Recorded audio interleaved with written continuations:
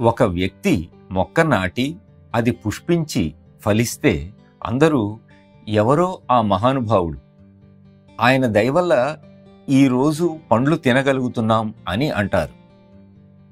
మనం మాస్టరుకు ఆ విధంగానే కృతజ్ఞతలు తెలుపుకోవాలి. ఆయన ఆశీస్సుల వల్లే ఈరోజు నిద్ర లేచి ఉదయాన్ని చూడగలిగాను, నేను లేవటానికి తగిన ఆరోగ్యం ఇచ్చారు అని అనుకున్నట్లయితే అది నిజమైన కృతజ్ఞత అవుతుంది. అంతేకాని ఒక గ్లాసుడు నీళ్లు ఇచ్చినందుకో, వ్రాయటానికి పెన్ను ఇచ్చినందుకో కృతజ్ఞతలు ఎందుకు? అందుకే మాస్టరు ప్రతిదినం మనకు చేసే సహాయం అంతా ఆ దివ్య ప్రణాళికలో భాగమే కాని అది బయట వ్యక్తుల గొప్ప కాదని గ్రహించాలి.